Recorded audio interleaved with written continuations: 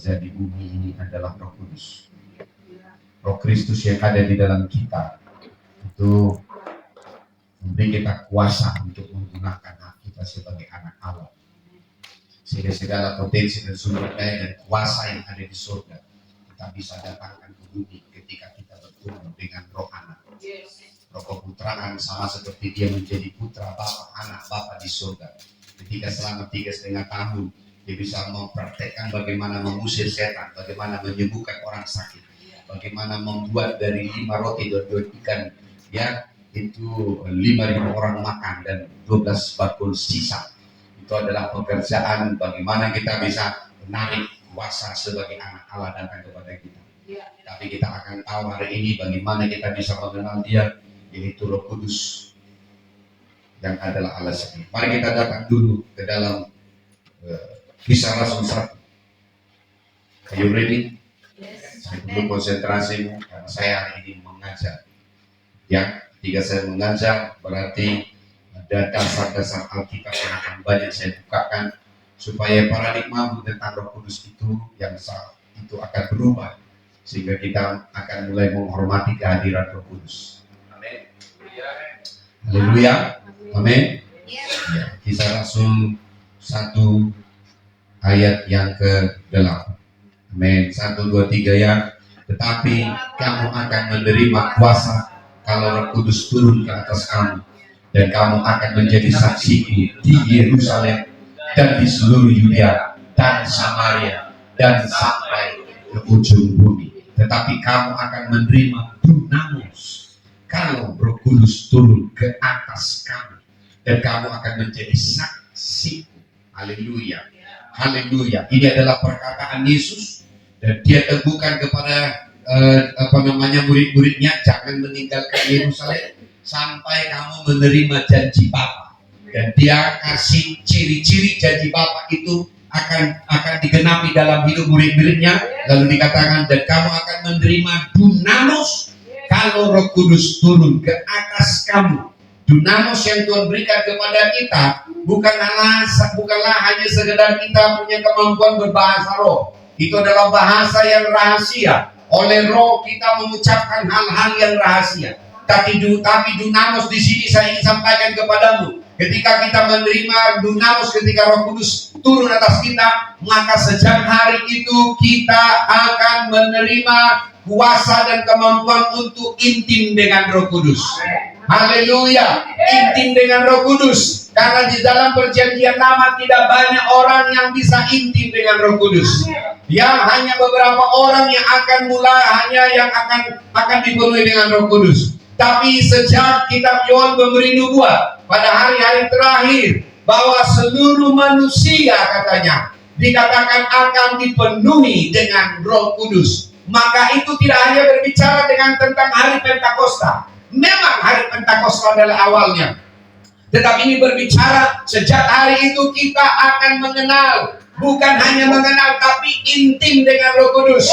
Kita akan bisa bersekutu dengan Dia. Kita akan mengenal Dia. Amen. Kita bisa intim dengan Dia. Makanya judul khotbah saya hari ini adalah dunamis, intim dengan Roh Kudus. Haleluya. Bagaimana kita bisa intim dengan seseorang kalau kita tidak mengenal Dia? Bagaimana kita intim dengan Roh Kudus kalau kita tidak mengenal sebenarnya siapa itu Roh Kudus? Haleluya. Haleluya. Karena kalau kamu tidak tahu siapa yang sedang kamu membangun hubungan, bagaimana kamu bisa mengenal? Kenapa terjadi pertengkaran suami istri? Karena istri tidak mengenal siapa suaminya. Suami tidak mengenal siapa istrinya. Sehingga apa? Sehingga perbedaan itu dibenturkan menjadi pertengkaran. Itu namanya tidak mengenal. Tetapi semakin waktu, hari demi hari, suami istri bertumbuh, mereka akan semakin melihat konflik semakin kecil. Kenapa? Karena semakin mengenal. Karena ketika istri melihat suaminya lagi ada api, dia akan datang dengan air. Ketika ada istri-istrinya juga sedang berapi-api dengan marah, suaminya akan datang dengan kelembutan. Karena itu saling mengenal. Karena hubungan itu dibangun karena saling mengenal. Haleluya. Bagaimana kita intimasi dengan Roh Kudus? Kalau kamu tidak mengenal Roh Kudus, siapa yang sesungguhnya dengan benar? Haleluya. Yes. Haleluya. Makanya dikatakan dan kamu akan menerima kuasa, menerima yang namanya dunamos. Dunamos itulah sejak hari Pentakosta, sejak hari itu manusia kepunyaan Allah itu bertumbuh untuk diberi akses untuk mengenal siapa itu Roh Kudus. Haleluya. Kita baca dulu Kisah Rasul 1. Kisah Rasul 2 ayat 14. Ya, sebelum ke situ kita lihat dulu Kisah Rasul 19.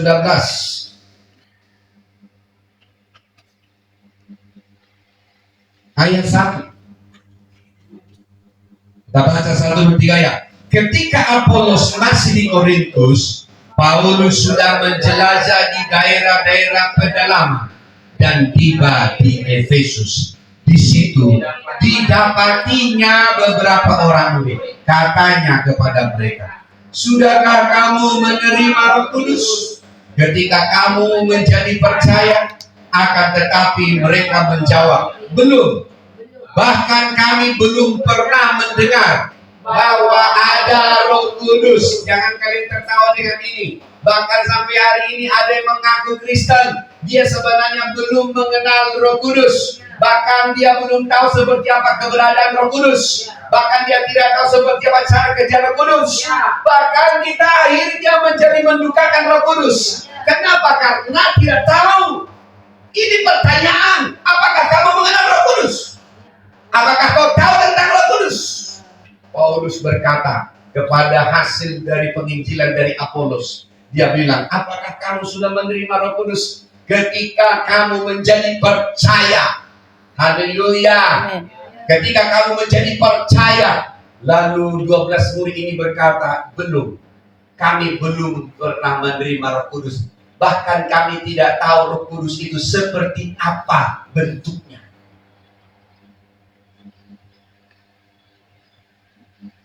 Apakah kamu mengenal siapa Roh Kudus? Kalau kau mengenal Roh Kudus, pasti kau tidak akan bergumul dengan dia. Kalau kau bergumul, kau mengenal Roh Kudus, pasti kau tidak akan bergumul dengan keadaan. Kalau kau mengenal Roh Kudus, kau tidak akan bergumul dengan keuanganmu.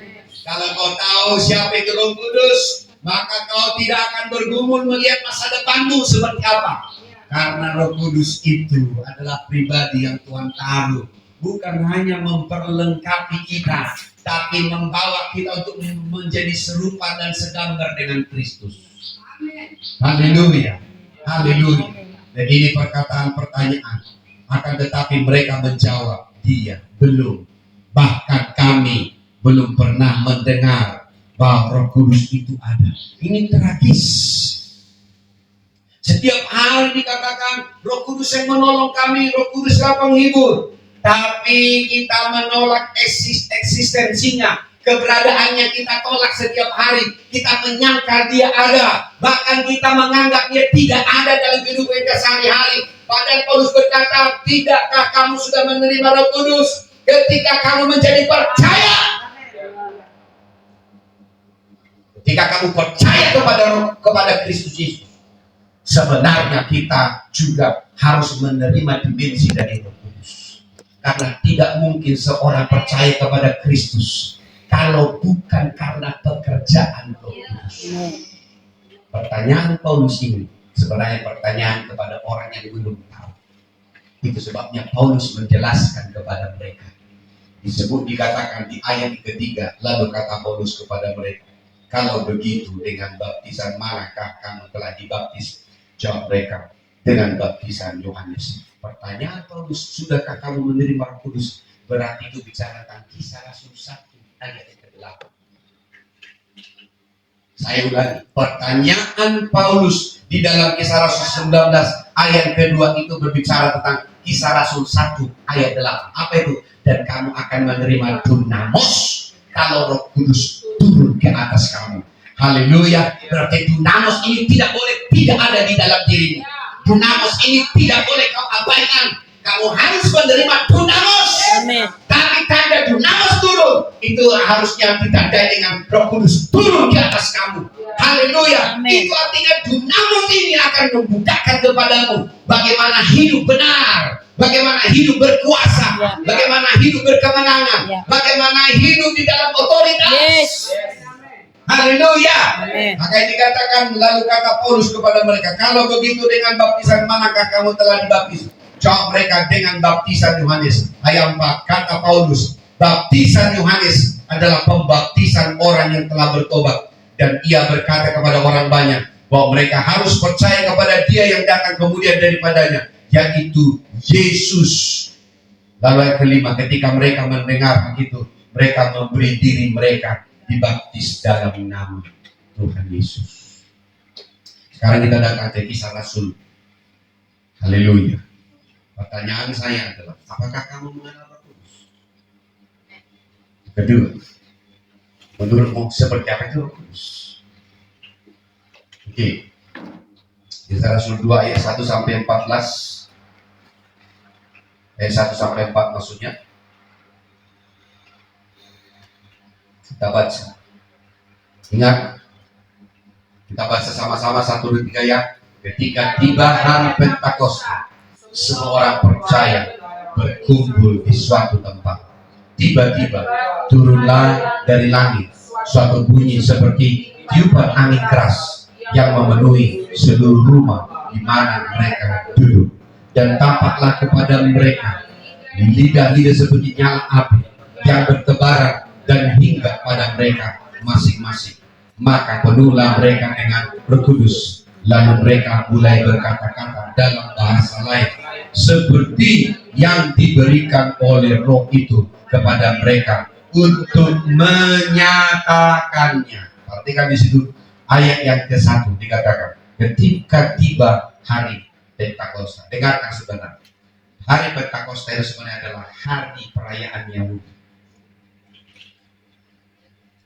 Itu adalah salah satu perayaan Yahudi. Ya, jadi Pentakosta itu bukan tiba-tiba muncul. Itu sebenarnya hari perayaan yang dilakukan oleh Yahudi setiap tahun secara rutin. Kenapa mereka melakukan ini? Ya, karena mereka ada di satu tempat untuk berkumpul. Tapi yang 120 orang ini berkumpul karena mereka menerima perintah untuk mereka berkumpul di mana mereka akan menerima Kisah Rasul 1 ayat 8. Haleluya. Dan apa yang terjadi di situ? Semua orang percaya berkumpul di satu tempat. Haleluya. Artinya kita akan menerima bagaimana cara pekerjaan Roh Kudus terjadi ketika kita ada di dalam satu tempat, satu pengertian yang sama, satu pengertian tentang Roh Kudus yang sama. Maka ketika itu terjadi, jemaat ini akan bertumbuh semakin besar, semakin berkualitas, semakin berdampak. Halo, kamu jangan diam dengan itu. Haleluya. Karena ketika kita ada di dalam pengertian yang sama, itulah tugas saya, tugas kamu sebagai bapak rohani, membawa setiap kita ada di dalam pengertian yang sama. Karena kalau kita ada di dalam pengertian yang berbeda, maka kita hanya akan capek mengurusi masalah-masalah. Itu sebabnya tugas kami adalah mengupgrade, menaikkan standar pengertianmu. Bukan kami yang turun, kami yang harus naik. Haleluya, supaya kita ada di tempat yang sama, pengertian yang sama, dalam dimensi yang sama, dalam frekuensi yang sama, pemahaman yang sama. Ketika kita ada di posisi ini, maka itu adalah cara yang waktunya Roh Kudus akan turun. Haleluya. Haleluya. Kalau kami harus lagi datang untuk mendorongmu turun ke bawah untuk menarikmu, itu berarti ini perlu waktu lagi. Tapi Kisah Rasul 2 ayat 1 berkata, mereka berkumpul di satu tempat. Semua orang yang percaya berkumpul di satu tempat. Kenapa saya mengajar tiap minggu? Kenapa saya izinkan kalian masuk ke live streaming Papa Joni? Kenapa saya izinkan kalian masuk kepada yang namanya upper room? Tujuan saya, tujuan kami sebagai Bapak Rohani adalah supaya kamu bertumbuh di dalam pengertian yang kami terima dari Bapak Rohani kami. Haleluya. Supaya kalian ada di posisi yang sama, frekuensi yang sama, pengertian yang sama, sehingga kita akan melakukan hal-hal yang sama. Oh, haleluya. Itu tujuan itu semuanya. Bukan karena supaya kita akhirnya mendengarkan, oh kami lagi perlu dari luar negeri. Bukan. Karena memang sekitar 50 negara mendengarkan hal yang sama. Bahkan kita sudah melihat khotbah Bapak Jonathan David itu adalah khotbahnya 20 tahun, bahkan 15 tahun yang lewat. Sampai hari ini masih up to date. Masih bisa menjawab kebutuhan kita. Itu artinya dimensi pekerjaan Roh Kudus yang beberapa waktu tahun yang lewat itu tetap akan menjadi kebutuhan kita. Haleluya. Karena dia tidak pernah berubah. Haleluya. Caranya tidak pernah berubah. Pemikirannya tidak pernah berubah. Dimensinya tidak pernah berubah. Tapi gerejanya yang sering kali naik dan turun. Itu sebabnya tujuan kami untuk terus membawa kalian adalah supaya kita ada di tempat yang sama. Yang kedua, ketika kita ada di tempat yang sama, tiba-tiba turunlah dari langit suatu bunyi seperti tiupan angin keras yang memenuhi seluruh rumah di mana mereka duduk. Dan tampaklah kepada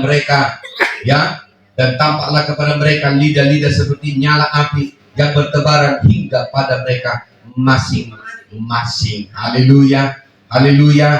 Apa dikatakan di sini? Ketika Roh Kudus turun katanya, maka akan datang angin. Ya, ini gambaran selama ini tentang Roh Kudus yang digambarkan. Ya, ada yang mengatakan angin, ada juga mengatakan api, ya kan? Ada juga yang mengatakan minyak. Halo. Ada juga mengatakan merpati. Pertanyaan saya adalah, apakah angin itu adalah Roh Kudus? Apakah api itu Roh Kudus? Jawab. Tidak. Api itu bukan Roh Kudus. Angin itu bukan Roh Kudus. Minyak itu bukan Roh Kudus. Sampai hari ini ada beberapa gereja masih terus memakai minyak, lalu berkata ini Roh Kudus. Bukan. Minyak itu bukan Roh Kudus. Bahkan merpati itu pun yang kita lihat ketika Yesus turun dibaptis itu bukan Roh Kudus. Walaupun ditulis Roh Kudus dalam rupa burung merpati, tetapi merpati bukan Roh Kudus. Iya. Siapa Roh Kudus? Haleluya. Siapa Roh Kudus bagimu? Karena kalau kamu tidak mengerti tentang Roh Kudus, maka sama seperti Kisah Rasul 19, jemaat Efesus tidak akan pernah mengalami yang namanya ruang Tiranus. Mereka tidak akan bisa menjangkau Asia Kecil. Karena ketika mereka tidak mengerti Roh Kudus, sama seperti pemahaman dari Apolos, mereka hanya menjadi murid dari Yohanes Pembaptis saja. Dan mereka juga percaya kepada Kristus, tetapi mereka belum bisa lakukan apa-apa. Sampai Paulus berkata, tidakkah kamu sudah menerima Roh Kudus ketika kamu menjadi percaya? Sejak mereka menerima Roh Kudus dan mereka menerima baptisan Roh Kudus, sejak hari itu ada terobosan dalam diri mereka. 12 orang ini mengalami intimasi dengan Tuhan, satu hubungan yang sangat intim dengan Roh Kudus. Bahkan mereka bertumbuh sampai mereka diajar di dalam ruang Tiranus dan hidup mereka berdampak. Itulah Dunamos. Makanya ketika katakan kamu akan menerima Dunamos ketika Roh Kudus turun ke atas kamu dan kamu akan menjadi saksi. Kenapa mereka disebut saksi? Karena ketika kita intim dengan Roh Kudus, itu akan menghasilkan kesaksian hidup, menghasilkan perbuatan yang hidup, menghasilkan yang namanya pekerjaan mujizat. Kita akan mengalami hal itu ketika kamu mengerti tentang Dunamos. Haleluya. Haleluya. Haleluya. Karena Roh Kudus itu bukan api.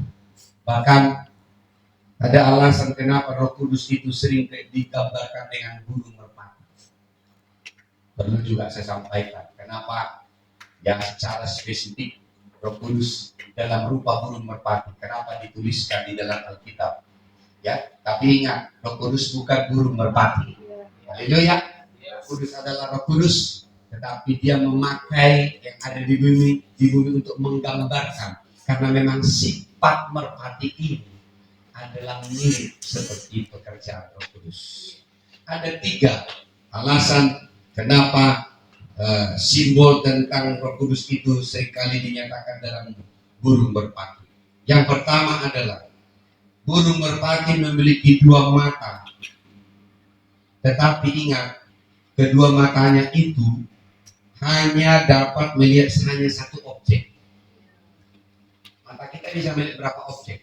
Saya bisa lihat ke kiri, saya juga tahu ada objek di kiri. Tapi ingat, burung merpati walaupun 2 matanya, tetapi 2 mata ini hanya bisa melihat satu objek. Jadi ini adalah berbicara tentang fokus. Haleluya. Ya, ini berbicara tentang fokus. Kemampuan dalam satu waktu hanya bisa melihat satu. Makanya Roh Kudus itu selalu berbicara tentang kemampuan untuk fokus. Haleluya. Fokusnya apa? Fokusnya hanya untuk Bapa, hanya untuk Allah. Haleluya. Tidak ada yang lain. Tidak bagi dunia, tidak bagi kedagingan. Dia tidak tertarik dengan apapun. Fokusnya adalah bagaimana supaya keinginan Allah itu tergenapi di bumi. Dalam hidupku. Itu bicara fokus. Yang kedua, ya, dari semua makhluk Tuhan yang Tuhan ciptakan di bumi, dari semua, merpatilah yang tidak mempunyai empedu. Haleluya. Merpatilah yang tidak punya empedu. Kamu tahu fungsi empedu? Empedu itu adalah sebenarnya organ tubuh yang menyaring racun yang ada di dalam tubuh kita. Kamu tahu bahwa burung merpati itu adalah suatu menggambarkan satu panggilan tanpa kepahitan. Jadi burung merpati tidak pernah sakit hati karena tidak ada racun di dalam tubuhnya. Haleluya. Satu-satunya binatang dan makhluk yang ada di dalam ciptaan Tuhan, satu-satunya adalah merpati yang tidak pernah mengenal sakit hati, bahkan kepahitan. Haleluya. Karena saya lihat ada di sebuah cerita, ketika ada dia di ladang lalu dibunuhnya satu ekor monyet, maka komplotan monyet ini tiba-tiba datang menyerang, merusak, ada balas dendam. Haleluya. Bahkan ketika kau pukul anjing, ya kan? Nah, lihat, dia akan bawa komplotannya, suatu saat akan datang juga akan menerkammu. Dia punya bekas yang bisa diingat. Tapi merpati tak pernah sakit hati, tulus. Haleluya. Makanya dibilang adalah tulus seperti merpati, jadi seperti ular. Jangan terbalik.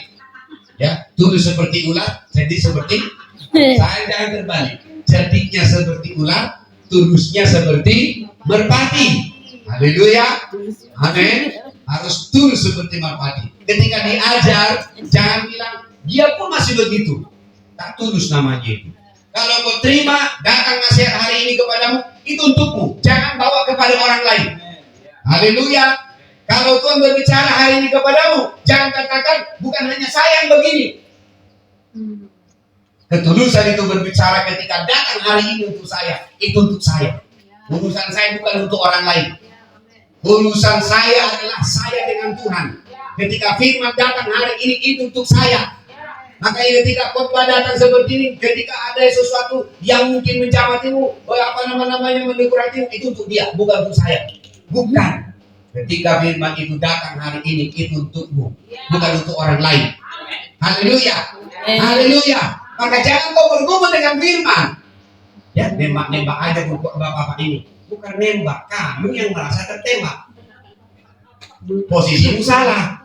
Haleluya. Haleluya. Ya, sementara orang lain yang tidak menerima firman tidak merasa apa-apa. Bahaya juga. Haleluya. Tapi kalau firman datang kepadamu, lalu menjamah hatimu, bahkan juga mungkin menegur engkau, itu buktinya firman itu hidup. Kalau firman itu tidak hidup, kau makan atau tidak kau makan, kau tidak tahu rasanya. Jadi ketika urat sarafmu tidak berfungsi, kau tidak tahu kau sudah menyakiti orang lain, kau juga tidak tahu bahwa kau juga sudah sakit hati. Nah, ini mengerikan. Makanya kita perlu dinamos, haleluya, supaya kau bisa perintahkan kepada pikiranmu dan kepada keadaan hatimu, katakan damai sejahtera bagimu. Haleluya. Amin. Dan ketika firman itu datang dan ibu berkata menembak-nembak, katakan itu untuk saya. Memang firman itu tandanya hidup, berarti dia bersama saya. Haleluya. Maka setiap kali kita datang menyembah kepada Tuhan, katakan change my heart. Ubah hatiku Tuhan. Ubah hatiku Tuhan. Jangan mentang-mentang berhari-hari, berminggu-minggu kamu dengar firman, keadaanmu tetap sama, masih bergumul dengan suara bapak rohanimu. Itu tandanya kamu tidak berubah. Tandanya kamu berubah. Setiap kebenaran itu datang bukan untuk membuatmu bergumul, tapi justru semakin melembutkan hatimu. Kelembutan hati akan membuat engkau bertumbuh. Haleluya. Haleluya. Karena apa? Itu sifat. Makanya kalau kau mengerti tentang pekerjaan Roh Kudus, kamu akan makin takut akan Tuhan, makin menghormati apa yang ada di dalam dirimu. Amin. Haleluya. Jadi ingat, angin bukan Roh Kudus, api bukan Roh Kudus, minyak bukan Roh Kudus, bahkan burung merpati bukan juga Roh Kudus. Yang ketiga, sifatnya merpati. Yang ketiga, belum saya kasih tahu kan?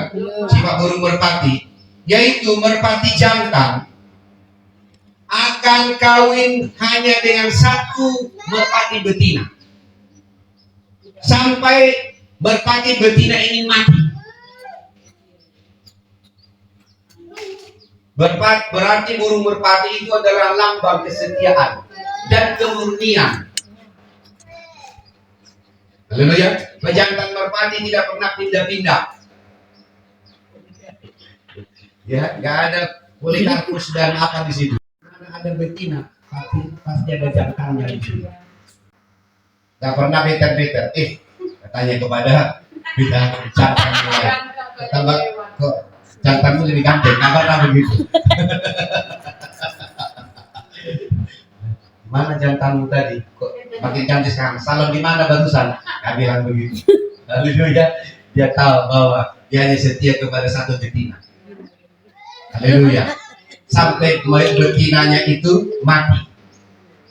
Kalau masih ada, baru dia akan pergi ke tempat yang lain. Tapi selama hidupnya, dia sudah didesain hanya tentang kesetiaan. Makanya kenapa digambarkan bahwa burung merpati itu digambarkan satu simbol dari Roh Kudus? Karena memang Roh Kudus itu sangat setia. Tapi ingat, tapi dia adalah pribadi juga yang gampang untuk dibukakan. Haleluya. Nanti saya akan bagikan sampai di sini. Haleluya. Amin. Jadi siapakah Roh Kudus? Bagaimana kamu tahu tentang Roh Kudus? Karena kita tidak akan bisa menerima keintiman dengan Roh Kudus kalau kita tidak mengenal Dia. Jadi siapakah Roh Kudus? Jangan menganggap bahwa minyak urapan itu adalah Roh Kudus. Simbol-simbol itu bukan Roh Kudus. Itu hanya sebuah gambaran untuk menggambarkan Roh Kudus yang akan kita kenal lebih dalam lagi. Haleluya. Jadi kalau Roh Kudus itu bukan angin, bukan api, bukan air, bukan merpati. Kita bicara kemarin tentang mata air. Mata air itu pun bukan Roh Kudus. Haleluya. Amin. Bahkan juga menjadi merpati. Jadi siapakah Roh Kudus? Kita tidak bisa mengendalikan Roh Kudus. Haleluya. Bahkan kita menerima karunia-karunia Roh Kudus itu bukan karena mau, tapi karunia karena Roh Kudus pun diberi seperti keinginan Roh Kudus. Kita baca dulu 1 Korintus 12 ayat 11. 1 Korintus 12 ayat 11. Saya tadi bilang kan saya mengajar. Berarti kamu harus banyak buka Alkitab, mencatat. Haleluya. 1 Korintus 12 ayat 11. Tetapi semuanya ini dikerjakan oleh Roh yang satu dan yang sama, yang memberikan karunia kepada tiap-tiap orang secara khusus seperti yang dikehendakinya. Siapa di sini? Seperti dikehendaki Roh Kudus. Haleluya. Yohanes 4 ayat yang ke-10 saya sudah pernah bagikan. Ya, jikalau kamu tahu karunia Roh Kudus, jikalau kamu tahu karunia Allah, salah satu yang dikaruniakan kepada kita adalah karunia Roh Kudus. Nah, ini karunia Roh Kudus. Kita lihat dulu. Yang mulai dari ayat 7 sampai ayat ke-10. Kita baca yuk. Tetapi kepada tiap-tiap orang dikaruniakan pernyataan roh untuk kepentingan bersama. Sebab kepada seorang roh memberikan karunia berkata-kata dengan hikmah, dan kepada yang lain roh yang sama memberikan berkata-kata dengan pengetahuan. Kepada seorang roh yang sama memberikan iman, dan kepada yang lain ia memberikan karunia untuk menyembuhkan. Kepada seorang roh memberikan kuasa untuk mengadakan mujizat. Kepada yang lain ia memberikan karunia untuk bernubuat, dan kepada yang lain ia memberikan karunia untuk membedakan bermacam-macam roh. Kepada yang seorang ia memberikan karunia untuk berkata-kata dengan bahasa roh, dan kepada yang lain ia memberikan karunia untuk menafsirkan bahasa roh. Itu ada 9. Kita ulang dulu. Nanti akan kita bahas ini satu saat. Oke? Yang pertama adalah ayat 7, tiap-tiap orang dikaruniakan pernyataan roh. Ini namanya adalah karunia marifat. Yang kedua adalah karunia untuk berkata-kata dengan hikmah. Karunia perkataan hikmah. Catat. Ya. Yang ketiga adalah yang diberikan karunia untuk berkata-kata pengetahuan. Ini adalah karunia pengetahuan. Haleluya. Karunia pengetahuan. Ini tidak berbicara matematika, fisika, bukan. Ini tentang pengertian. Haleluya. Kemudian yang keempat, karunia iman. Yang kelima, karunia kesembuhan. Yang keenam ya, karunia mengadakan mujizat. Yang ketujuh, karunia bernubuat. Yang kedelapan, karunia membedakan roh. Karunia membedakan roh. Yang keberapa? 9. Yang ke-9, karunia berbahasa roh. Ini berbeda dengan bahasa roh. Jadi ada karunia ketika Tuhan ingin berbicara, selain bernubuat, ada bahasa rohnya yang menonjol. Makanya di mana ada karunia berbahasa roh, pasti ada karunia yang terakhir namanya karunia menafsirkan bahasa roh. Berapa sekarang? 10. 10 ya? 10 karunia roh kudus. Haleluya. 10 karunia roh kudus. Siapa yang memberikannya? Roh Kudus. Bagaimana Roh Kudus memberikannya? Itu bukan kamu yang meminta, bukan kamu yang mengendalikan, tapi itu diberikan oleh Roh Kudus kepada siapa dia mau berikan. Haleluya. Artinya Roh Kudus kamu tidak bisa kendalikan, kamu tidak bisa kontrol. Roh Kudus dan karunia-karunia itu bekerja sesuai dengan keinginan Roh Kudus. Kapan karunia Roh Kudus bekerja? Ketika ada kebutuhan Tuhan di dalam jemaat, maka karunia-karunia akan bekerja. Haleluya. Haleluya. Haleluya. Apakah karunia ini permanen di dalam diri seseorang? Tidak.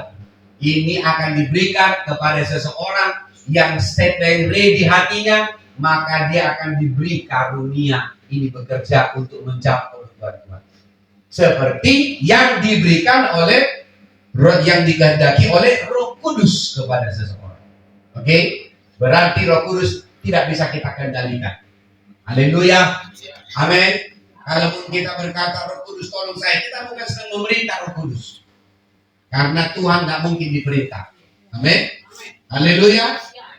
Lalu, ya, kalaupun Roh Kudus membagi-bagikan karunia-karunia Roh Kudus sesuai dengan kehendak hatinya, sesuai dengan kehendakinya, ya, itu berarti Roh Kudus itu bukan sesuatu yang bisa kita kendalikan. Jadi siapakah Roh Kudus itu? Menurutmu siapa Roh Kudus? Saya mau kasih tahu, Roh Kudus itu adalah Tuhan. Roh Kudus itu adalah Allah. Dia bukan kekuatan Tuhan, tapi dia adalah Allah itu sendiri. Dia adalah Tuhan itu sendiri. Selama ini Di kalangan gereja menganggap Roh Kudus itu adalah seperti angin. Roh Kudus itu adalah sesuatu yang ya kalau datang ya datang, tidak ya tidak. Tapi saya mau kasih tahu, Roh Kudus itu adalah Tuhan. Amin. Sama seperti dua pribadi yang lain tentang Allah. Roh Kudus itu adalah juga punya kapasitas yang sama. Haleluya. Saya ingin reaksi dari hidupmu selama ini bahwa Roh Kudus itu adalah sesuatu hanya seperti pembantu dari Tuhan. No, dia adalah Tuhan. Yes. Dia adalah Allah itu sendiri. Haleluya. Dia juga bekerja dengan di dalam keilahian dengan berkuasa yang sama.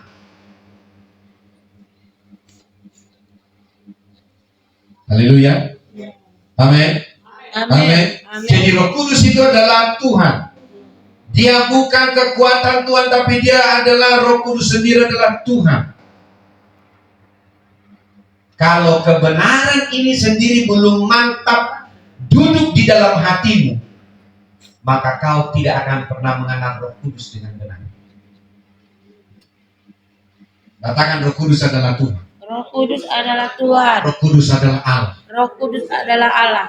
Dudukkan dulu di sini di hatimu. Roh Kudus itu bukan sesuatu yang kalau kita butuh tidak butuh nggak masalah. Seperti Tuhan. Roh Kudus itu adalah Tuhan. Amin. Dudukkan dulu. Kalau kamu sudah dudukkan dengan benar, maka kamu akan mengerti intimasi. Kamu tidak mungkin intim dengan angin. Kamu tidak mungkin intim dengan pohon. Kamu hanya bisa intim dengan seorang pribadi. Berarti Roh Kudus itulah pribadinya Tuhan sendiri. Amin. Haleluya. Haleluya. Amin.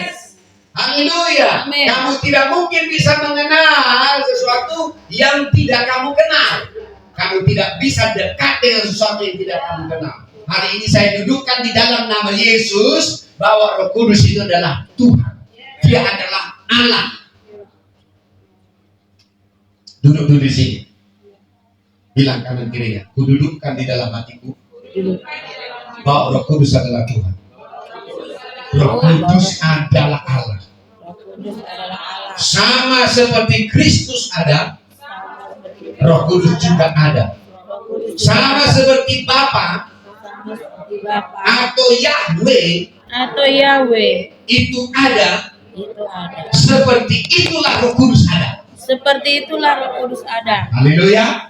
Haleluya. Amin. Harus mengerti dulu, deklarasi dulu supaya kau tahu. Maka di sini kau akan mengerti dinamos. Karena begitu kau mengerti tentang dinamos, kamu akan bertumbuh di dalam bagaimana kamu mengalami terobosan. Haleluya. Amin. Cara berpikirmu akan mulai berbeda. Ketika kita dalam ibadah, kamu akan memberi hormat kepada Dia.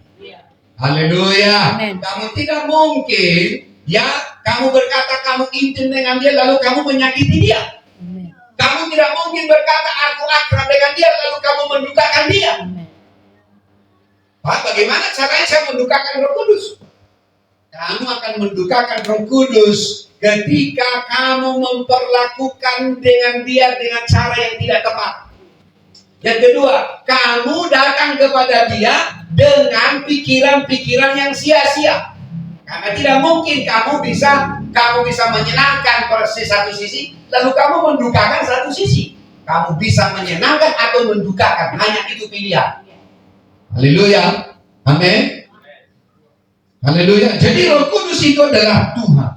Sebagaimana sebagaimana Yahweh ada, Bapa ada, atau Yesus Kristus ada, maka seperti itulah Roh Kudus ada. Haleluya. Amin. Tujuan saya untuk menunjukkan kepadamu siapa Roh Kudus yang sesungguhnya adalah supaya kamu sekarang bisa menyadari bagaimana kamu bisa intim karena Roh Kudus adalah pribadi Allah itu sendiri. Amin. Haleluya. Mengenal Roh Kudus dengan benar. Jikalau intim dengan Roh Kudus, kamu tidak mungkin mendukakan atau memadamkan Roh Kudus yang ada di dalam rohmu.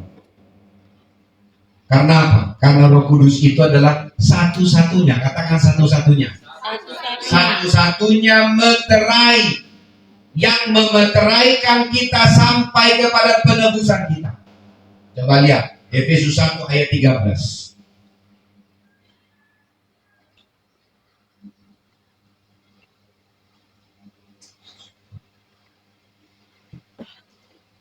Haleluya. Amin. Amin. 1, 2, 3 ya. Di dalam Dia kamu juga, karena kamu telah mendengar firman kebenaran, yaitu Injil keselamatan. Di dalam Dia juga kamu juga, ketika kamu percaya, dimeteraikan dengan Roh Kudus yang dijanjikan itu. Amin. Bagaimana mungkin kita dimeteraikan dengan Roh Kudus sementara Roh Kudus belum turun? Nanti saya akan terangkan sifat-sifat Roh Kudus. Haleluya. Tapi dikatakan Roh Kudus lah yang memeteraikan kita sehingga kita diselamatkan. Bagaimana mungkin kamu tidak bisa intim dengan pribadi yang memeteraikan kamu? Haleluya. Kalau kamu tahu bahwa Roh Kudus yang memeteraikan kita untuk kita akhirnya menjadi milik kepunyaan Allah, harusnya kita jangan melepaskan meterai itu. Haleluya. Harusnya kita terhubung dengan Dia. Kamu mengerti di sini? Betapa kamu harus bisa memahami di sini dikatakan bahwa Roh Kudus itu memeteraikan kita, ya, sehingga kita menjadi milik Allah. Bahkan di ayat 14, dan Roh Kudus itulah jaminan bagian sampai kita memperoleh seluruhnya, yaitu penebusan yang menjadikan kita menjadi milik Allah untuk memuji, memuliakan Dia. Berarti saya mau kasih tahu, satu-satunya hal yang harus kamu sadari, bahwa hal yang vital kita menjadi milik Allah itu karena Roh Kudus yang memeteraikan. Haleluya. Haleluya. Makanya jangan mendukakan Roh Kudus. Karena kalau kamu mendukakan Roh Kudus, berarti kamu sedang mendobrak pagar. Karena Pengkhotbah 10 ayat 8 berkata, siapa yang merusak pagar, siapa yang mendobrak tembok pembatas akan dipagut ulang. Berarti Roh Kudus itu yang melingkupi kita, yang menjadi pagar dalam hidup kita, sehingga setan tidak bisa menjamah kita. Sama seperti ketika Ayub dicobai, baik setan bilang, iyalah karena engkau membungkus dia dengan pagar tembok dan pagar api. Ini bicara tentang Roh Kudus. Haleluya. Makanya kau jangan takut disantet, kau jangan takut diguna-gunai, kau nggak usah takut dengan namanya begu ganjang, begu pendek, begu setengah pendek, lempar pendek, nggak perlu takut. Haleluya. Karena apa? Roh Kudus yang membungkusmu, memeteraikanmu, memberi tanda bahwa kau adalah milik Allah. Amin. Haleluya. Amin. Kalau kau mengerti ini, kau tidak perlu akhirnya membiarkan sakit kepala singgah sebentar. Tak perlu. Amin. Kalau tidak perlu akhirnya mengizinkan pening-pening datang singgah sebentar. Ngantuk-ngantuk juga sampai datang. Tak perlu. Karena apa? Karena kamu tahu, kamu itu dimeteraikan, dibungkus, disertai oleh Roh Kudus. Haleluya. Amin. Amin. Halo. Yes. Haleluya. Jadi kita harus bisa mengerti di sini. Makanya jangan dukakan Roh Kudus. Jangan membuat Dia merasa kita abaikan Dia. Kamu harus mengerti bahwa Roh Kudus itu sangat sensitif. Saya melihat kenapa sudah mendengarkan khotbah, ya, 3 kali dalam seminggu. Kenapa pola pikirnya tidak berubah? Karena dia tidak menyadari pekerjaan Roh Kudus. Seandainya kamu tahu Roh Kudus yang ada di dalam, kamu pasti akan menghormati firman dan rohnya yang ada di dalam. Bagaimana mungkin kau bisa datang menyembah Tuhan, sebentar lagi kau di belakang juga melakukan dosa? Tidak mungkin. Roh Kudus tidak mungkin akan membiarkan itu. Kalau begitu siapa yang bersama waktu itu? Mungkin Roh Kudus, bukan Roh Kudus. Kau tidak mungkin bisa menduakan Roh Kudus. Haleluya. Pribadi yang akan kita sembah itu. Haleluya. Maka dikatakan jangan hancurkan meterainya. Jangan hancurkan meterai itu. Karena ketika kau menghancurkan meterai itu, berarti kita sedang mendukakan Roh Kudus. Haleluya. Haleluya. Bagaimana mungkin kau masih baru menyembah, lalu kau melawan orang tuamu? Kau baru menyembah, kau melawan bapak rohanimu? Tidak mungkin. Tidak mungkin. Ya. Coba lihat. Bagaimana kita caranya mendukakan Roh Kudus, Pak? Efesus 4 ayat 3.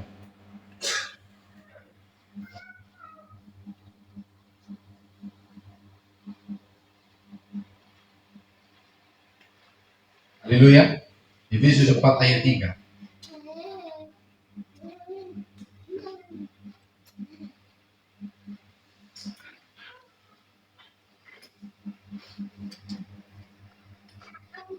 Berapa? 1, 2, 3 ya. Dan berusahalah memelihara kesatuan roh oleh betul. Bukan ini yang saya maksud.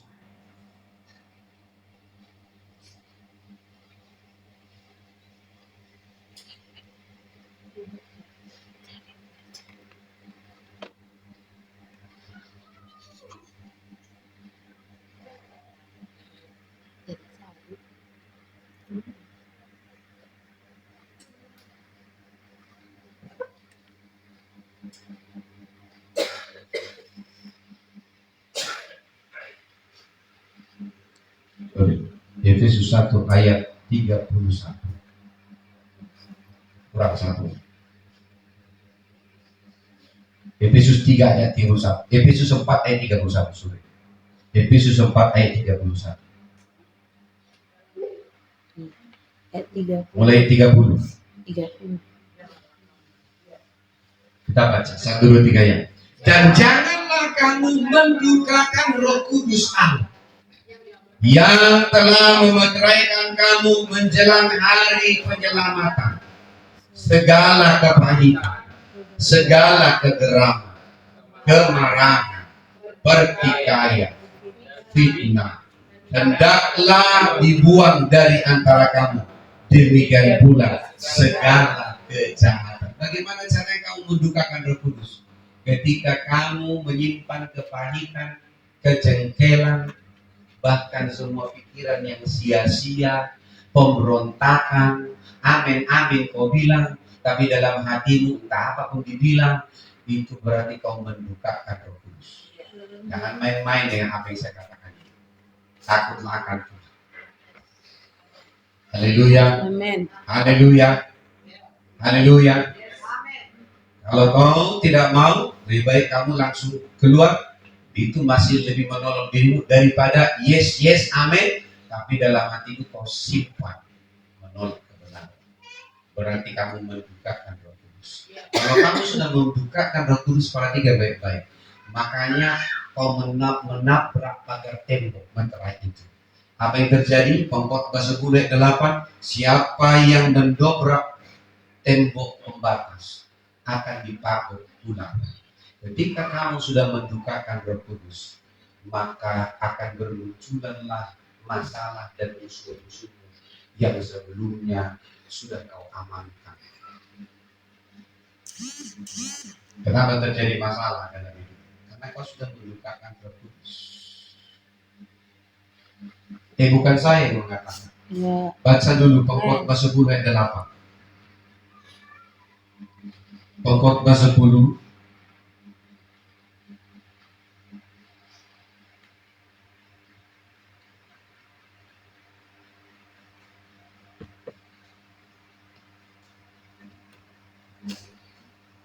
Barang siapa menggali lubang akan jatuh ke dalamnya.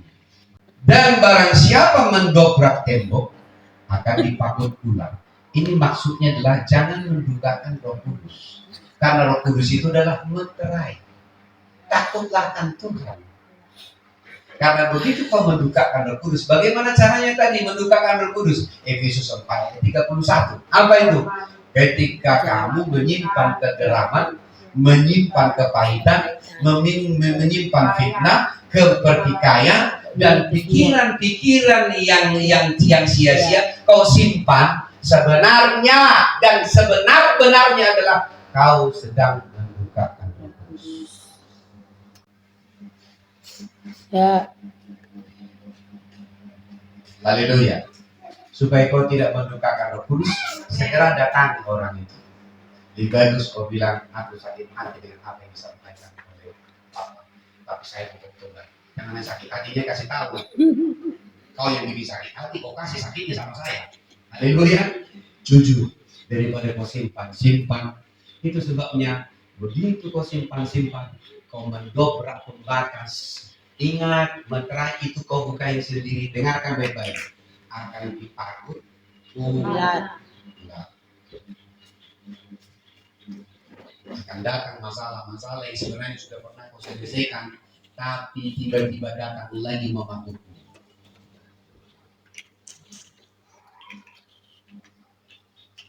Haleluya. Amin. Haleluya. Akan datang memabukmu kembali. Kenapa? Karena kita mendukakan Roh Kudus. Jadi ketika kita mengalami sesuatu, nggak masalah kita bertanya Roh Kudus, apa yang sudah saya lakukan? Tolong saya.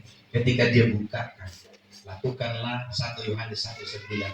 Jika kita mengaku dosa kita, maka ia adalah setia dan adil, sehingga ia akan mengampuni segala dosa kita dan menyucikan kita dari segala kejahatan. Maka pada waktu ketika kita diampuni, maka pagar tembok itu kembali akan melindungi kita. Haleluya. Kemarin saya beritahu bagaimana caranya, apa penyebab kita setan bisa menyerang kita. Kemarin saya pernah ajarkan karena dosa. Ada dosa. Haleluya. Ada 2 kemarin. Ada dosa. Kemudian yang kedua apa? Melakukan dosa. Ya. Ada barang yang dibeli. Ya. Ada Ini barang yang saya maksud ini. Karena apa? Sebenarnya kamu sedang mendukakan Roh Kudus. Ada barang apa? Barang dari Apa? Ya. 2 meninggalkan Tuhan. Yang ketiga adalah mendukakan Roh Kudus. Haleluya. Ada dosa. Kita meninggalkan Tuhan. Yang ketiga adalah mendukakan Roh Kudus. Bagaimana caranya kita mendukakan Roh Kudus? Karena kita menyimpan pikiran yang sia-sia itu di dalam pikiran kita. Haleluya. Di pikiran kita, lalu kita susah sekali bergerak dengan itu. Kenapa? Kita kehilangan damai sejahtera, kita kehilangan sukacita, kita kehilangan yang namanya kebenaran yang ada dalam diri kita. Akibatnya apa? Kita susah berdoa, kita dipaksa berdoa terobos. Karena kau bermasalah dengan hati. Haleluya. Haleluya. Halo. Bergumul untuk mengalami terobosan karena kamu mendukakan Roh Kudus. Minta ampun. Haleluya. Katakan dalam nama Yesus. Sekarang saya tahu ketika saya menyimpan kepahitan, sakit hati, benda-benda setan ini dan semua pikiran yang sia-sia, karena saya yang memutuskan itu, sehingga itu ada di dalam diri saya. Saya mengerti bahwa itu adalah mendukakan Roh Kudus. Ketika saya sudah mendukakan Roh Kudus, saya sudah mendobrak tembok, menghancurkan pembatas-pembatas perlindungan, maka pada waktu itu tanpa saya sadari, maka ular akan memagut saya. Tapi sekarang dalam nama Yesus, saya mengerti sekarang bahwa mendukakan Roh Kudus adalah pintu akses iblis memakan saya. Tapi mulai sekarang dalam nama Yesus, saya akan menjagai hati saya. Saya akan mensortir semua yang datang di dalam hati dan pikiran saya. Saya yang berkuasa atas itu. Karena kuasa itu ada di dalam saya. Saya berkuasa untuk tidak sakit hati. Saya berkuasa untuk tidak kepahitan. Karena itu ada dalam kendali saya. Dalam nama Yesus. Itu artinya berkuasa. Haleluya. Haleluya. Haleluya. Makanya cepat-cepat ketika itu mulai hinggap, langsung katakan dalam nama Yesus. Saya berkuasa. Saya tidak sakit hati. Saya mengampuni orang itu. Saya memberkati orang itu. Haleluya. Haleluya. Saya melihat banyak ibadah orang Kristen berkumpul terus ketika dia mendengar khotbah. Haleluya, haleluya. Tapi begitu dia pulang, dia tidak menyadari bahwa ada bagian yang harus kita jagai di dalam hati dan pikiran kita supaya kita tidak mendukakan Roh Kudus. Amin. Takutlah akan Tuhan. Haleluya. Haleluya. Amin. Amin. Jadi mendukakan Roh Kudus dengan menyimpan semua benda-benda setan ini, itu artinya kamu akan mulai kehilangan penjagaan. Otomatis. Karena siapa yang mendobrak tembok akan dipakai pulang. Khotbah 10 ayat 3-8. Catat itu bagus-bagus. Jadi ketika ada sesuatu terjadi dalam hidup, dalam keluargamu, ketika diingatkan, tanya Roh Kudus, kenapa kau alami ini? Kok bisa pulang? Kamu tidak usah berontak, karena jelas masalah itu datang. Lakukan pula itu terjadi hanya karena kamu sudah melanggar batas dan karena kamu sudah mendukakan Roh Kudus. Begitu sensitifnya Roh Kudus. Haleluya. Haleluya. Amin.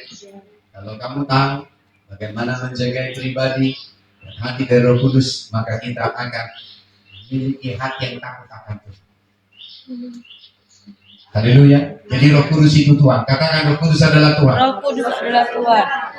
Dia adalah Allah dari salah satu Tritunggal. Allah dari salah satu Tunggal. Haleluya. Dan saya akan buktikan kepadamu bahwa Roh Kudus itu juga berfirman. Oh, di mana ada Roh Kudus berfirman? Sama seperti Allah Yahweh atau Allah Bapa berfirman, Roh Kudus juga berfirman. Nah, itu sebabnya saya akan teguhkan fondasi ini ya, supaya kita bisa membedakan mana simbol, mana pribadi dari Roh Kudus. Haleluya. Haleluya. Simbol itu tidak berkuasa, tapi pribadinya yang berkuasa. Amin. Haleluya. Amin. Bukan karunia-karunianya yang kita terima, tapi kita tahu siapa pemberinya, yaitu Roh Kudus. Karunia Roh Kudus adalah pemberian Roh Kudus, tapi pribadi Roh Kudus harusnya bukan karunianya yang kita terima, tapi pribadi si pemberi. Haleluya. Amin. Amin. Banyak kita lihat hari-hari ini, banyak orang ketika dia dipakai dengan karunia Roh Kudus langsung mempromosikan dirinya tanpa fondasi yang kuat. Sehingga apa? Kita bisa lihat dari kegerakan-kegerakan yang lewat. Ya, hanya ada orang lalu seorang namanya Benny lalu berkata, apakah kamu menerima Roh Kudus? Dilempar jubahnya orang tumbang. Nah, saya pernah juga melakukan itu diri. Saya lempar tangan saya, orang juga tumbang. Lalu saya berpikir saya berkuasa. Roh Kudus menegur saya. Tumbang-tumbangan itu bukan Roh Kudus. Walaupun ketika kita menumpangkan tangan, ada dalam pengurapan, orang juga bisa tumbang. Itu hanya salah satu manifestasinya. Tapi jangan dicari-cari. Haleluya. Amin. Haleluya. Amin. Nah, kita akan datang untuk membedakan ini ada 3 hal. Tapi saya akan bagikan satu hari ini, yaitu sinkronisasi Alkitab antara perjanjian lama dan perjanjian baru. Kalau di perjanjian baru jelas kita lihat Roh Kudus berbicara berulang kali ditulis.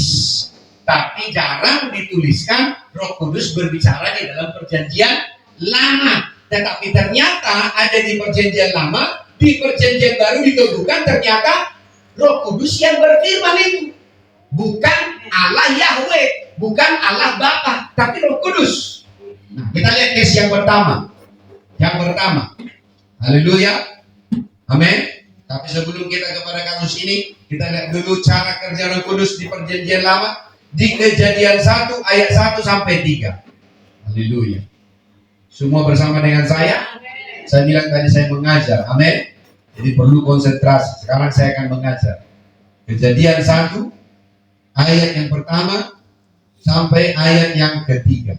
Mari kita baca. Pada mulanya Allah menciptakan langit dan bumi. Bumi belum berbentuk dan kosong. Gelap gulita memenuhi samudra raya. Dan Roh Allah melayang-layang di atas permukaan air. Apakah kau melihat Tritunggal itu ada di ayat 1 sampai 3?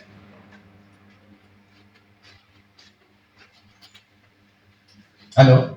Ayat 2. Adakah bisa ayat 1 sampai 3 ada Tritunggal? Ada. Yang pertama apa katanya? Pada mulanya Allah, itu adalah Allah Bapa, itu adalah Yahweh, menciptakan langit dan bumi. Kalau di sini bukan langit dan bumi, menciptakan langit dan surga. Surga dan bumi maksudnya. Kenapa diciptakan surga dan bumi? Ternyata bumi itu diciptakan supaya bumi itu jadi prototipe yang ada di surga. Jadi bumi itu tidak pernah diciptakan berantakan. Tuhan selalu dalam sifatnya ketika menciptakan pasti sempurna. Apakah pernah kau lihat Tuhan menciptakan lalu berantakan? Bukan. Ada masanya ketika bumi itu diciptakan seperti gambaran yang ada di surga. Tapi pada waktu itu setan memberontak di surga. Lalu setan dan sepertiga dari malaikat itu dilemparkan ke bumi. Pada waktu itulah maka ayat 2 dikatakan bumi belum berbentuk dan kosong. Jadi antara ayat 1 dan ayat 2 itu ada masanya, ada waktunya. Makanya ingat, bagi Tuhan satu hari adalah 1000 hari adalah 1 tahun, 1000 tahun adalah 1 hari di hadapan Tuhan. Jadi bagi Tuhan, maka di surga itu waktu itu adalah tidak terbatas. Halo? Halo? Maka dikatakan bumi belum berbentuk dan kosong, gelap gulita memenuhi samudra raya. Pada waktu itu ini adalah masa di mana Lucifer dan sepertiga malaikatnya berhasil diasupnya dilemparkan ke bumi. Itu disebut namanya setan atau iblis. Haleluya. Amin. Lalu apa yang kedua? Pribadi yang kedua itu bekerja dan Roh Allah melayang-layang di atas permukaan air. Ini bicara tentang apa? Roh Kudus. Haleluya. Amin. Lalu apakah kau berpikir tentang kejadian 2 ini? Itu tidak ada di ayat lain. Kita lihat di Yeremia 4 ayat 23.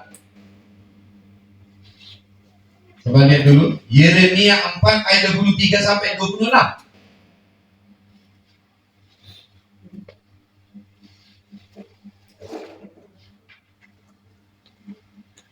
Yeremia 4 ayat 23 sampai 26. Kita baca. Sudah dapat? Aku melihat kepada bumi, ternyata campur baur dan kosong.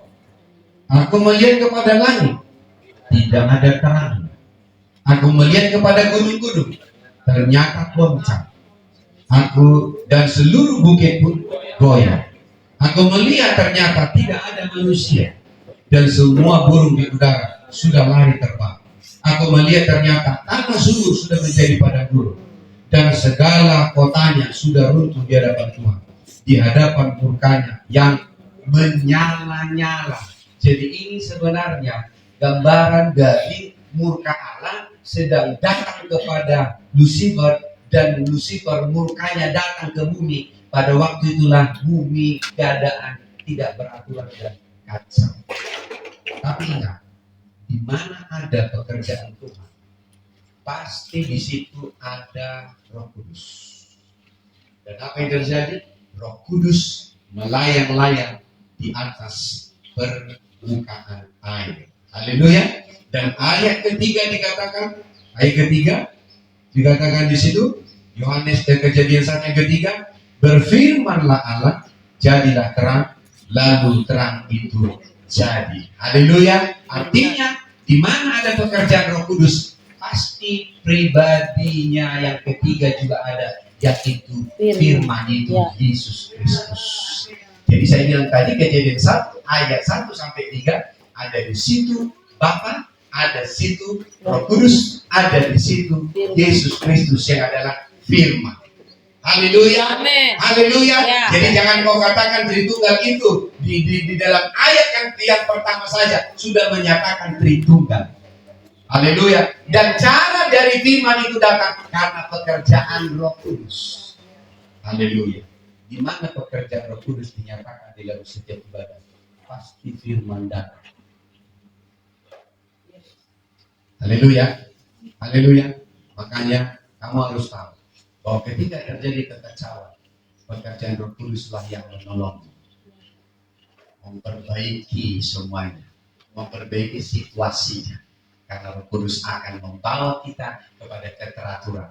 Haleluya. Nah sekarang saya akan juga menyatakan kepadamu contoh ya bahwa Roh Kudus juga adalah berfirman. Di Keluaran 17 ayat 5 sampai 7. Ayo.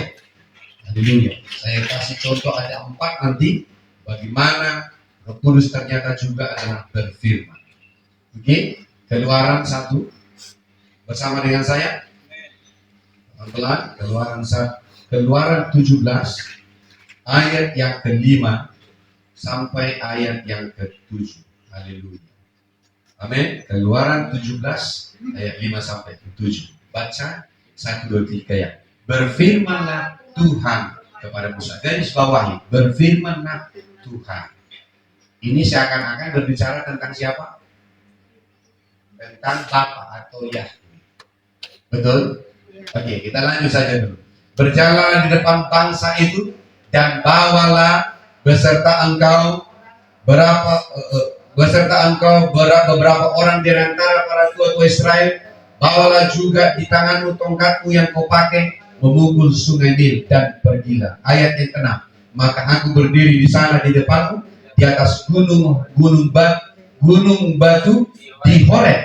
Haruslah kau pukul batu itu dan dari dalamnya akan keluar air sehingga bangsa itu dapat minum. Demikianlah diperbuat Musa di depan mata tua-tua Israel. Ayat ke-7. Dinamailah tempat itu Massa dan Meriba oleh karena orang Israel telah bertengkar dan oleh karena mereka telah mencobai Tuhan dengan mengatakan, adakah Tuhan di tengah-tengah kita atau tidak? Haleluya. Ingat tadi siapa yang berbicara? Berfirmanlah Tuhan. Sekarang kita akan datang di dalam Ibrani 3 ayat 7 sampai 9. Ibrani 3.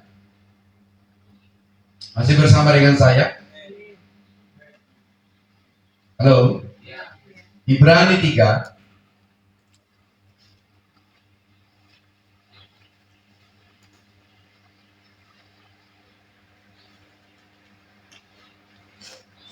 ayat 7 sampai 9. Kita baca.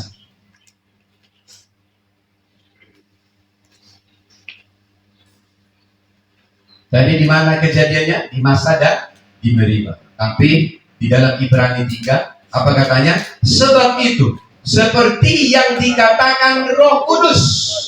Di dalam perjanjian lama dikatakan Tuhan berfirman.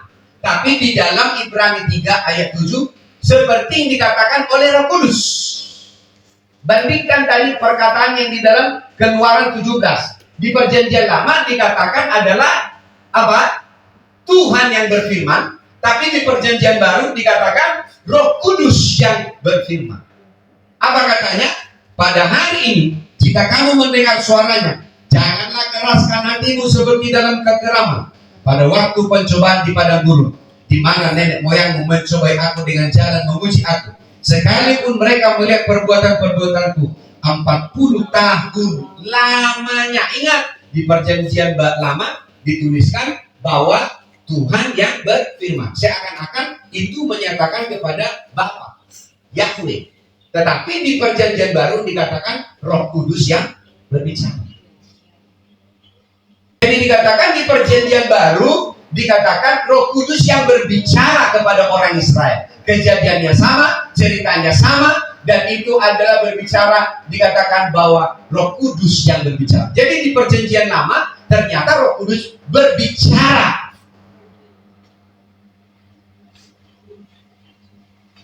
Halo? Yang kedua, ya, di Mazmur 95. Mazmur 95 ayat 6 sampai 11.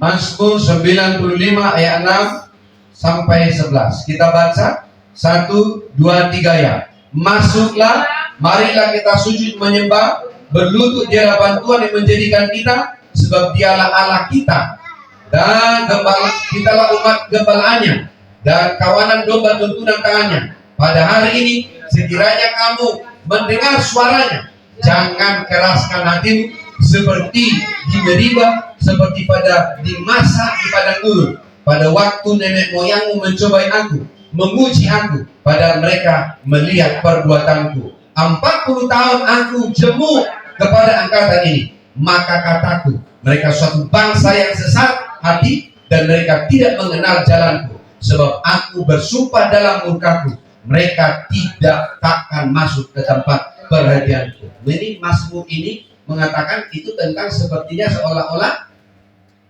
Bapa yang berkata. Tetapi di perjanjian baru, siapa yang berkata-kata? Roh Kudus. Haleluya. Oke, bunyinya hampir sama. Kita lihat lagi kembali tadi ke Ibrani 3 tadi. Ibrani 3 ayat ke-7 sampai 12. Sekarang kita baca lebih panjang.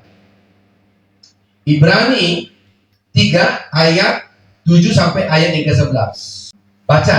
Sebab itu, seperti dikatakan Roh Kudus, pada hari ini, jika kamu mendengar suaranya, janganlah keraskan hatimu seperti dalam kegelapan pada waktu pencobaan di padang gurun, di mana nenek moyangmu mencobai aku dengan jalan memuji aku, sekalipun mereka melihat perbuatan-perbuatanku 40 tahun lamanya. Itulah sebabnya aku murka kepada angkatan itu dan berkata selalu, mereka sesat hati dan mereka tidak mengenal jalanku, sehingga aku bersumpah dalam murkaku, mereka takkan masuk ke tempat perhentianku. Di perjanjian lama, Bapa di surga seperti yang mengatakannya, tapi di perjanjian baru dikatakan adalah Roh Kudus.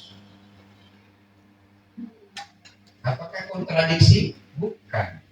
Tapi diteguhkan di sini kepada kita bahwa Roh Kudus juga berfirman. Haleluya. Roh Kudus juga berkata-kata. Perkataannya juga adalah berkuasa. Amin. Yang ketiga, kita coba datang ke Yesaya 6 ayat 10.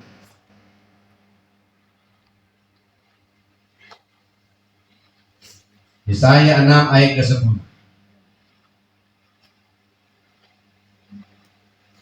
Yesaya 6 ayat yang ke-8 sampai 10. Yesaya 6 ayat 8 sampai ayat yang ke-10. Baca. Lalu aku mendengar suara Tuhan, garis bawah. Di sini Tuhan seakan-akan berbicara Allah Bapa atau Yahweh. Kemudian lanjut, siapakah yang akan kuutus? Dan siapakah yang mau pergi untuk aku? Maka sahutku, ini aku, utuslah aku. Kemudian firman-Nya, pergilah, katakanlah kepada bangsa ini, dengarlah sungguh-sungguh, tetapi mengerti jangan. Lihat sungguh-sungguh, tetapi menganggap jangan. Buatlah hati bangsa ini keras, dan buatlah telinganya berat mendengar, dan buatlah namanya melekat tertutup, supaya jangan mereka melihat dengan matanya, dan mendengar dengan telinganya, dan mengerti dengan hatinya, lalu berbalik menjadi sembuh. Di ayat yang ke-8 tadi siapa yang berkata-kata? Suara Tuhan. Haleluya. Sekarang kita datang kepada Kisah Rasul 28. Haleluya. Kisah Rasul 28 ayat 25. Ini sekolah Alkitab dulu sebentar. Amin. Haleluya. Kisah Rasul 28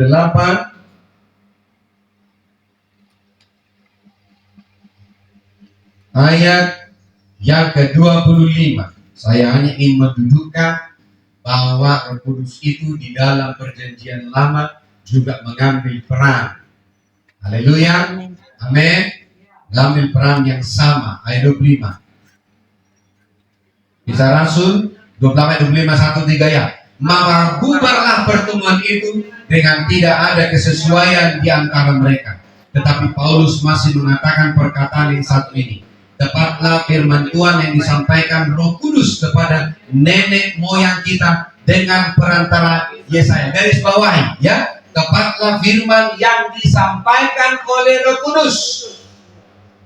Haleluya, kepada nenek moyang kita dengan perantaraan Nabi Yesaya. Tapi tadi di kitab Yesaya dikatakan Tuhan yang berfirman. Haleluya. Tetapi di dalam Kisah Rasul 28 ayat 25, Roh Kudus yang berfirman kepada nenek moyang kita. Lalu 26, pergilah kepada bangsa ini dan katakanlah, kamu akan mendengar dan mendengar namun tidak mengerti. Kamu melihat dan melihat namun tidak menganggap. Sebab hati bangsa ini telah menebal dan telinganya berat mendengar dan matanya melekat tertutup, supaya jangan mereka melihat dengan matanya dan mendengar dengan telinganya dan mengerti dengan hatinya, lalu berbalik sehingga aku menyembuhkan mereka. Jadi di dalam perjanjian lama dikatakan Tuhan, tetapi ternyata itu adalah Roh Kudus. Haleluya. Di dalam perjanjian baru dikatakan itu Roh Kudus.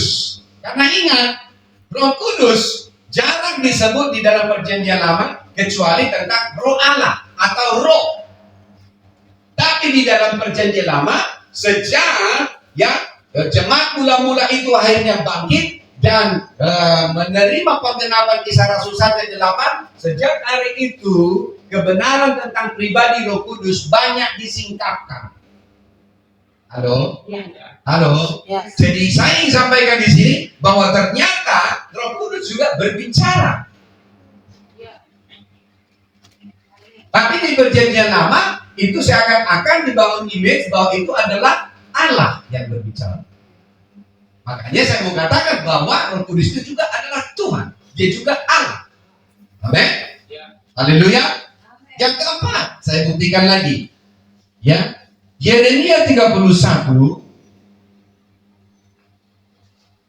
Masih bersama dengan saya? Yeremia 31 ayat yang ke-33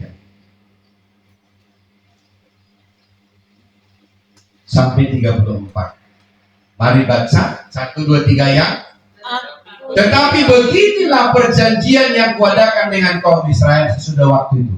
Demikianlah firman Tuhan. Aku akan menaruh Tauratku dalam batin mereka dan menuliskannya dalam hati mereka. Maka aku akan menjadi Allah mereka dan mereka akan menjadi umatku. Dan tidak usah lagi orang mengajar sesamanya atau mengajar saudaranya mengatakan, kenallah Tuhan, sebab mereka semua besar kecil akan mengenal aku. Demikianlah firman Tuhan, sebab aku mengampuni kesalahan mereka dan tidak lagi mengingat mereka. Di ayat yang ke-33 katakan, demikianlah firman Tuhan. Di ayat 34 juga dikatakan, demikianlah firman Tuhan, sebab aku akan mengampuni kesalahan mereka. Dikatakan firman Tuhan. Sekarang kita lihat di perjanjian baru. Kisah di dalam Ibrani 10. Ibrani 10 yang ke-17.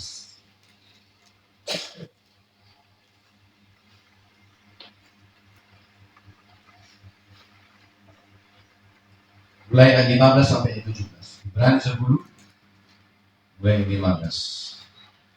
Ingat, katanya, dan tentang hal itu Roh Kudus juga memberi kesaksian kepada kita. Berarti ketika firman itu disampaikan, Roh Kudus juga ada di sini. Haleluya. Halo. Halo, ayat 16. Sebab setelah ia berfirman, inilah perjanjian yang akan kuadakan dengan mereka sesudah waktu itu. Ia berfirman pula, aku akan menaruh hukumku di dalam hati mereka dan menuliskannya dalam akal budi mereka, dan aku tidak lagi mengingat dosa-dosa dan kesalahan mereka. Mengertikah kamu sekarang? Di perjanjian lama ya dikatakan Tuhan berfirman, tapi di perjanjian baru dijelaskan kembali Roh Kudus yang berfirman. Sudah mulai bergeser sekarang dudukan Roh Kudus itu? Halo? Sudah mulai bergeser lagi sebagian? Supaya kau tahu bahwa Roh Kudus juga berfirman. Haleluya. Amin. Amin. Roh Kudus berfirman seperti yang ada perjanjian lama. Ternyata waktu di perjanjian lama Tuhan berfirman, ternyata dijelaskan di perjanjian baru itu Roh Kudus yang berfirman. Amin. Mengerti di sini? Amin. Haleluya. Jadi siapakah yang dikatakan melakukan semuanya itu? Roh Kudus. Maka sinkronisasi Alkitab perjanjian lama kepada perjanjian baru untuk meneguhkan keilahian Roh Kudus di dalam hati kita. Saya ulangi, itu untuk meneguhkan keilahian Roh Kudus di dalam hati kita, bahwa Roh Kudus adalah Tuhan. Dia adalah Allah. Amin. Amin. Amin. Haleluya. Di dalam ayat 32, kita datang dulu ke ayat 32. Amin. Dalam ayat 32, ayat yang ke-6 sampai ayat yang ke-8. Ayat 32, ayat yang ke-6 sampai ayat yang ke-8. Kita baca. Lalu berbicaralah Elihu bin Barakel orang Hus itu. Siapa ini? Ini adalah sahabat dari Ayub. Aku masih muda dan kamu sudah berumur tinggi. Oleh sebab itu aku malu dan takut mengumumkakan pendapatku kepadamu. Pikirku, biarlah yang sudah lanjut usianya berbicara dan yang sudah banyak jumlah tahunnya memaparkan hikmah. Kemudian katanya di situ, tetapi roh yang di dalam manusia dan napas yang maha kuasa, itulah yang memberi pengertian kepadanya pengertian. Dengarkan baik-baik. Tetapi roh yang di dalam manusia dan napas yang maha kuasa, ya, dan napas yang maha kuasa, itulah yang memberi pengertian kepada kita. Jadi kata di sini roh yang di dalam manusia dan juga sama dengan napas yang maha kuasa. Ternyata kata napas itu berasal dari kata ruah. Ya. Dan itu juga sama dengan kata ilham. Ya. Jadi kata dikatakan napas yang maha kuasa itu sama dengan akar katanya ilham, dan itu adalah ruah. Haleluya. Dan ruah ini itu berbicara tentang adalah Roh Kudus. 2 Timotius 3 ayat 16. 2 Timotius 3 ayat 16.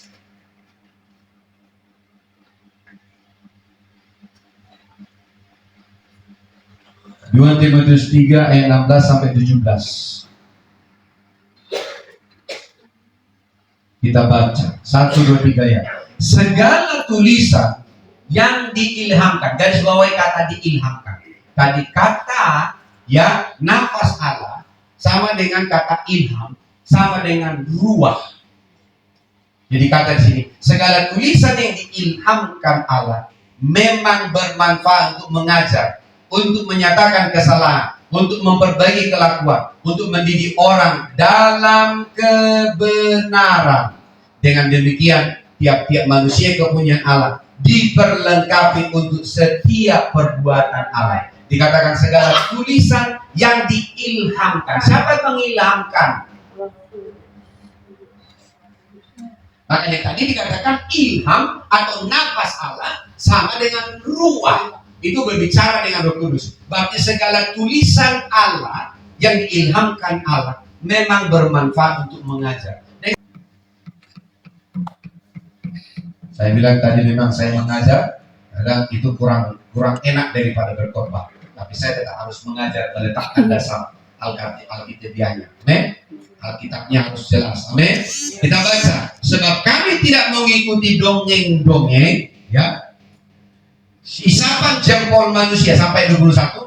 ketika kami memberitahukan kepadamu kuasa dan kedatangan Tuhan kita Yesus Kristus sebagai Raja, tetapi kami adalah saksi mata dari kebesarannya. Ayat 17 baca. Kami menyaksikan bagaimana ia menerima kehormatan dan kemuliaan dari Allah Bapa ketika datang kepadanya suara hati yang maha mulia yang mengatakan, inilah anak yang kukasihi, kepadanya lah aku berkenan. Ayat 18. Suara itu kami dengar datang dari sorga ketika kami bersama-sama dengan dia di atas gunung yang kudus. Dengan demikian kami makin diteguhkan oleh firman yang telah disampaikan oleh para nabi. Alangkah baiknya kalau kamu memperhatikannya sama seperti memperhatikan pelita yang bercahaya di tempat yang gelap, sampai fajar menyingsing dan bintang timur terbit bersinar di dalam hatimu. Yang terutama harus kamu ketahui bahwa nubuatan dalam kitab suci tidak boleh ditafsirkan menurut kehendak sendiri, sebab tidak pernah nubuatan dihasilkan oleh kehendak manusia, tetapi oleh dorongan Roh Kudus. Orang-orang berbicara atas nama Allah. Berarti nabi-nabi di dalam perjanjian lama itu berbicara karena diilhamkan oleh Roh Kudus. Haleluya. Amin. Amin. Bisakah kamu lihat sekarang bahwa itu adalah pekerjaan Roh Kudus? Haleluya. Jadi roh yang ada di dalam diri manusia dikatakan di dalam kitab ayat diilhamkan adalah nafas Allah. Itu adalah Roh Kudus. Haleluya. Amin. Amin. Itu adalah Roh Kudus. Jadi saya meneguhkan kepadamu sinkronisasi dalam perjanjian lama dan perjanjian baru untuk menunjukkan bahwa Roh Kudus itu adalah Allah sendiri. Haleluya. Karena ketika engkau mendudukkan Roh Kudus yang sama dengan mendudukkan seperti Kristus dan mendudukkan seperti Allah Bapa di dalam hatimu, maka engkau akan memperlakukan hal yang sama kepada Roh Kudus. Haleluya. Amin. Haleluya. Dengan demikian kamu akan tahu bahwa Roh Kudus itu adalah pribadi untuk kita intimasi. Jadi apa yang saya katakan dalam Kisah Rasul 1:8, dan kamu akan menerima dunamos, berarti kamu akan menerima kuasa untuk intim dengan Roh Kudus, sehingga keintiman dengan Roh Kudus kamu akan mengalami pekerjaan-pekerjaan yang ajaib, supaya kamu bisa menjadi saksi di Yerusalem, Judea, Samaria, sampai ke ujung-ujung bumi. Yang kedua, saya akan tunjukkan kepadamu dari sifat-sifat Allah, bahwa Roh Kudus itu adalah Tuhan. Halo? Amin. Halo? Ada beberapa sifat dari Allah dan itu adalah sifat dari Roh Kudus. Yang pertama, Roh Kudus itu bersifat kekal. Allah juga adalah kekal. Amin. Nanti kamu baca di rumah, minggu depan akan saya bahas. Ibrani 9 ayat 14. Haleluya. Ibrani 9 ayat 14. Yohanes 14 ayat 16. Baca di rumah. Ulangi. Ibrani 9 ayat 14. Yohanes 14 ayat 16. Minggu depan akan saya jelaskan. Yang kedua, Roh Kudus itu ada di mana-mana, artinya maha hadir atau omnipresent. Dalam waktu yang sama, dia ada di mana-mana. Coba bayangin, seluruh dunia mengakui bahwa hari Minggu mereka beribadah, dan mereka juga mengakui semua pada waktu yang sama Roh Kudus hadir. Halo? Ya. Haleluya. Berarti Roh Kudus bisa hadir di mana-mana dalam waktu yang sama di berbagai tempat. Itulah Roh Kudus. Sama seperti Allah juga hadir di dalam sana. Baca ayatnya Mazmur 139 ayat 7 sampai 12. Yang ketiga, Roh Kudus itu maha kuasa. Supaya seru minggu depan saya lanjutkan mengajar doktrin tentang Roh Kudus, dan kamu akan mendapatkan dasar paling teguh tentang Roh Kudus sesuai dengan Alkitab. Amin. Roh Kudus itu adalah Maha Kuasa. Itu ada di Lukas 1 ayat 35. Matius 1 ayat 18. Dapat aja dulu. Oke. Matius 12 ayat 22 sampai 28. Jadi, dia kalian catat. Nanti kamu sangat cepat mengetiknya ya. Oke, bagus. Kemudian sampai mana tadi? Matius 12 ya, udah ya. Kejadian 10, Kisah Rasul 10 ayat 38. Bukan kejadian. Kisah Rasul 10 ayat 38. Satu lagi, Roma 15 ayat 18 sampai 19. Baca di rumah, supaya minggu depan saya akan ajarkan tentang namanya Roh Kudus Maha Kuasa. Yang terakhir, sifat dari Roh Kudus itu, Roh Kudus itu Maha Tahu.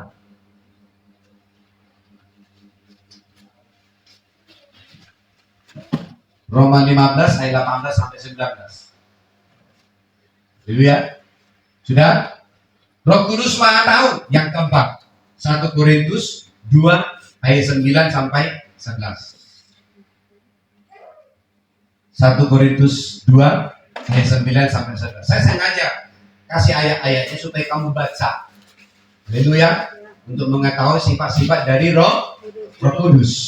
Roh Kudus itu kekal. Roh Kudus itu Maha Hadir. Roh Kudus itu Maha Kuasa. Roh Kudus itu juga Maha Tahu. Haleluya. Halo. Amin. Ya. Walaupun ada orang pak-pak, harga mahal, mereka tidak seperti Tuhan. Haleluya.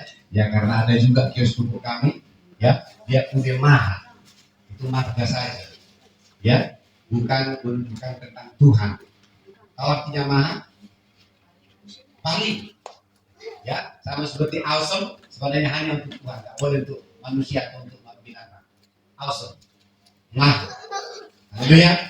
Amin. Amin. Nanti sampai di sini berarti saya sedang menemukan keilahian Roh Kudus, bahwa Roh Kudus adalah Allah. Katakan bersama dengan saya, ada roh di dalam manusia. Ada roh dalam manusia. Ilham Tuhan. Ilham Tuhan Memberi pemahaman bahwa Roh Kudus bergerak di dalam hatiku. Bahwa Roh Kudus bergerak dalam Membantu pemahamanku. membantu pemahamanku. Membantu pemahamanku. Saya pastikan bahwa Alkitab diilhamkan oleh Roh Kudus. Pemahamanku tentang firman yang tertulis dalam Alkitab itu akan dihidupkan oleh Roh Kudus. Dia adalah Allah. Di dalam nama Tuhan Yesus yang perkasa, di dalam nama Yesus yang luar biasa, aku teguhkan di dalam hatiku bahwa Roh Kudus adalah Tuhan. Haleluya. Haleluya. Amin. Amin. Amin. Amin. Nah, kenapa saya ajarkan ini? Karena nanti 2-3 minggu ke depan saya akan ajarkan bagaimana kita intimasi dengan Roh Kudus. Bagaimana kita hari ini sudah belajar tentang yang namanya tidak mendukakan Roh Kudus. Bagaimana tanggung jawab kita untuk menjaga hati kita tetap murni, tidak dicemari oleh karena apapun. Itu adalah tanggung jawabmu. Karena apa? Karena tanggung jawabnya adalah memeteraikan kita sampai waktu penebusan itu datang. Tetapi tanggung jawab kita adalah supaya menjaga hati kita tetap murni. Jangan sampai kita mendukakan Roh Kudus. Kita baca sekali lagi. Ternyata ada juga ayat tentang menghujat Roh Kudus. Markus 3 ayat 29. Saya tutup dengan ini. Jadi jangan main-main dengan Roh Kudus. Haleluya. Markus 3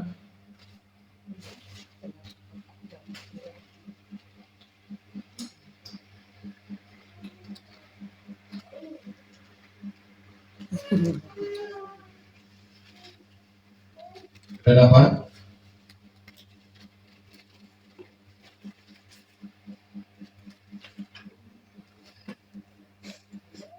Markus 3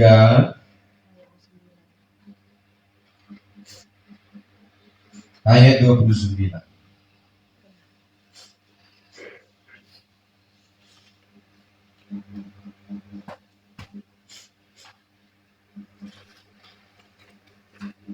Mulai ayat yang ke-28. Baca. Aku berkata kepadamu, sesungguhnya semua dosa dan hujat anak-anak manusia akan diampuni.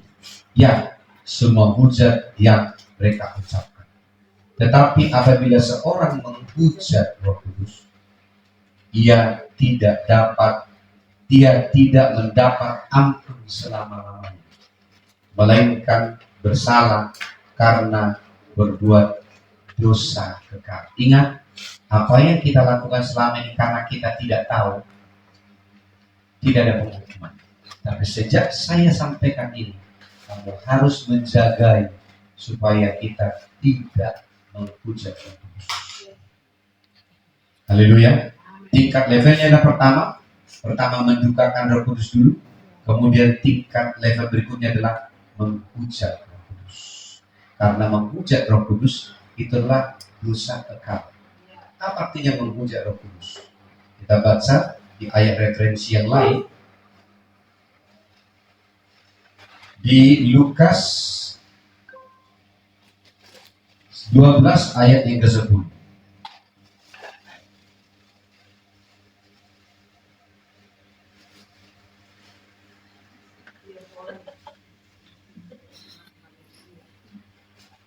Yesus bilang, tetapi barang siapa menyangkal aku di depan manusia, ia akan disangkal di depan malaikat-malaikat. Setiap orang yang mengatakan sesuatu melawan anak manusia, ia akan diampuni. Tetapi barang siapa menghujat Roh Kudus, ia tidak akan diampuni.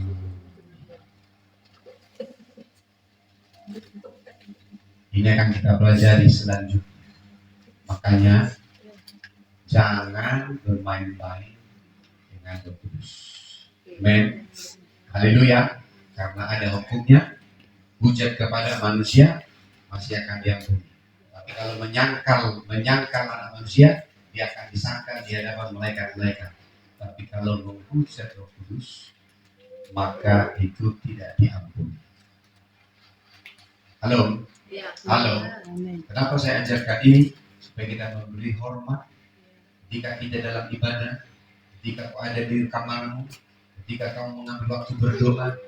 Jangan kau menggunakan handphone untuk tiba-tiba pindah ke tempat.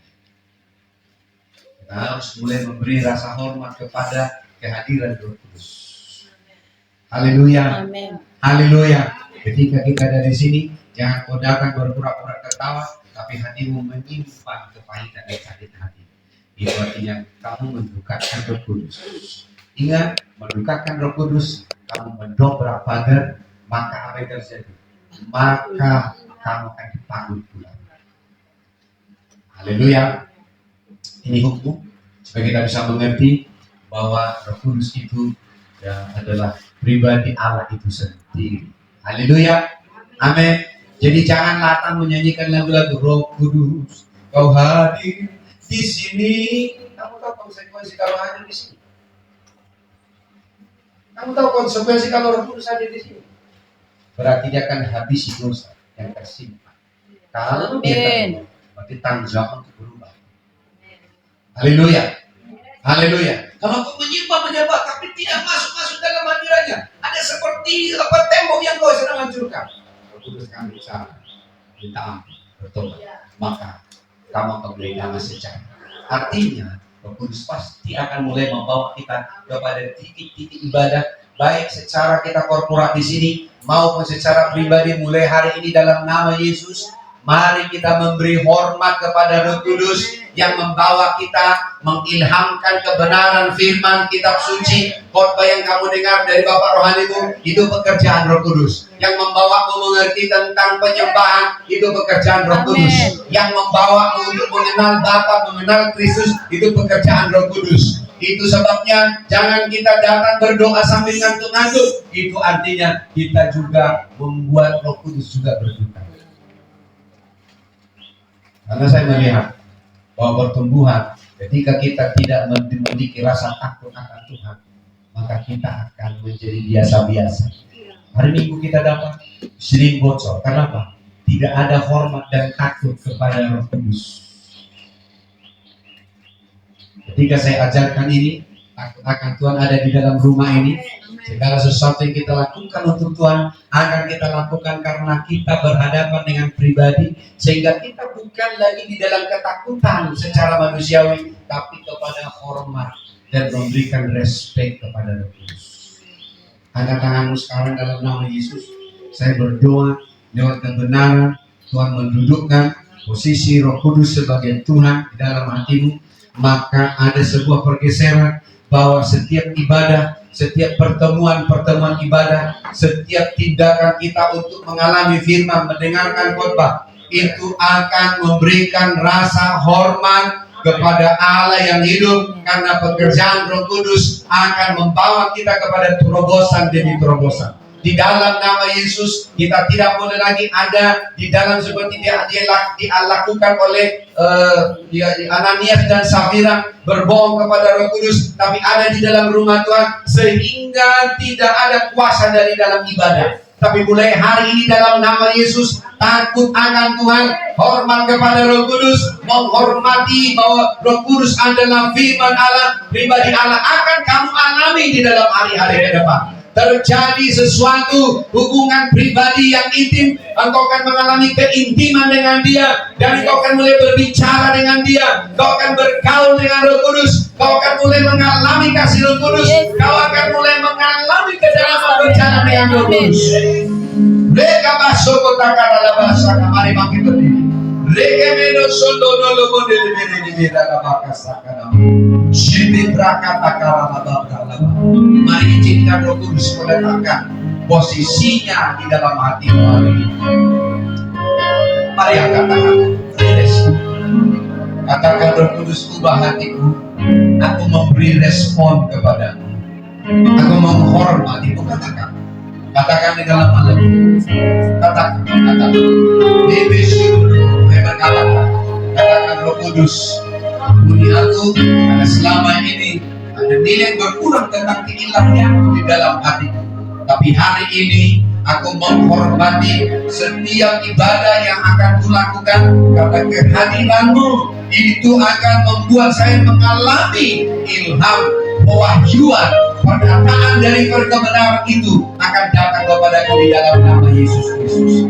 Lama syakaraba. Kalau Roh Kudus menegurmu, ayo bertobat, katakan, berbicara. Kalau Roh Kudus menegur di dalam hatimu, berbicara. Minta kuasa darah Yesus membersihkan selama ini. Oh, ketidakpengetahuanmu selama ini, karena kau tidak tahu kebenaran selama ini. Tapi mulai hari ini, kamu harus memberikan rasa hormat di dalam ibadah-ibadah itu, karena Roh Kudus. Oh, ramasana bab.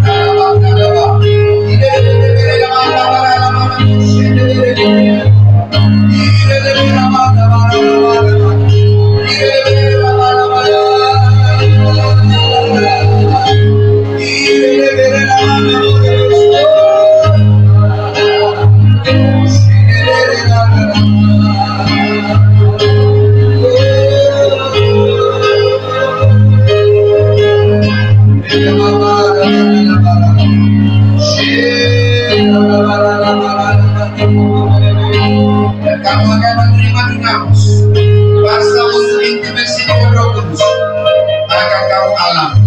Pada waktu itu kau akan mulai mengerti bahwa ketika kau minum dari Roh Kudus, dari dalam hatimu akan mengalir aliran air hidup. Itu bukan Roh Kudus, tapi itu pekerjaan Roh Kudus yang akan Tuhan nyatakan di dalam dirimu. Engkau akan mulai mengalami suatu aliran air mengalir di dalam hatimu. Karena Roh Kudus tahu cara mengerjakan, akan menjadi roh kesaksian di dalam diri. Yang kedua, ketika kamu mengerti perkara dan prinsip ini, saya sampaikan kepadamu, Roh Kudus akan semakin intens berbicara di dalam roh, dalam nama Yesus. Roh Kudus akan intens berbicara di dalam roh. Roh Kudus akan semakin jelas berbicara di dalam roh. Roh Kudus akan memimpinmu. Tuhan akan berikan kepadamu roh ketaatan. Tuhan akan berikan kepadamu roh ketaatan. Karena Dia berbicara kepadamu. Siapa berapa kata-kata lepas. Sebe berarti kata-kata lepas.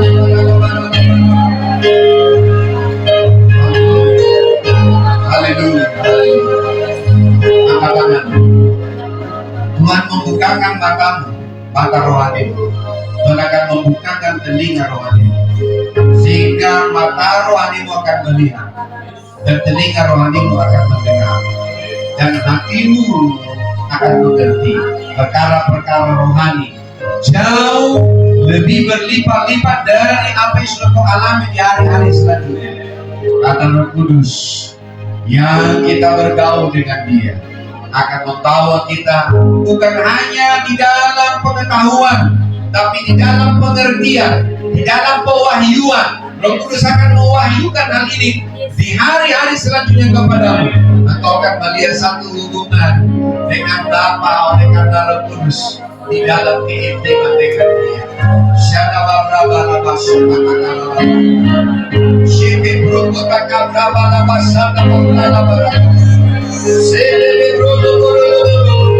Dalam segala hal hidupmu, dalam hari-harimu, dalam keadaan situasi kau hadapi, dalam kemenangan yang kau alami, dalam ketika kau membaca Alkitab, ketika kau mendengarkan khotbah, bahkan ketika kau berdoa menyembah, pekerjaan Roh Kudus akan semakin mudah kau alami di dalam nama Yesus Kristus Tuhan. Riba barasa kata-kata masyarakat. Ini ketika nama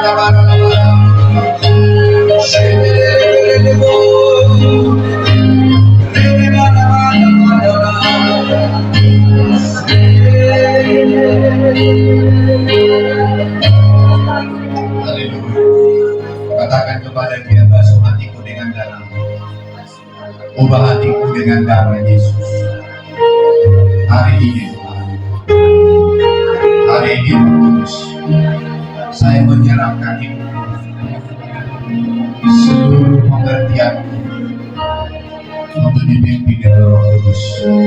Saya akan mengalami dunamis, manifestasi dunamis lewat keintiman dengan Roh Kudus akan saya alami di hari-hari depan. Oh, kehidupanku akan semakin produktif, kehidupanku akan semakin bergairah, kehidupanku akan semakin mengalami kemenangan. Haleluya. Karena pekerjaan Roh Kudus. Roh Kudus, biarlah mendengar suara-Mu di dalam telinga rohani, di dalam hati nurani, dalam nama Yesus Kristus. Di dalam Roh-Mu ada persekutuan, ruang persekutuan. Mulai hari ini, tempat ini akan semakin megah, tempat ini akan semakin berharga, tempat ini akan semakin efektif, karena waktu-waktu akan semakin berbicara efektif dengan Dia. Di dalam nama Yesus Kristus Tuhan. Riba basanda babalabaka. Digrebe sondo borolobo sanda babalabaka. Sanda babalabaka.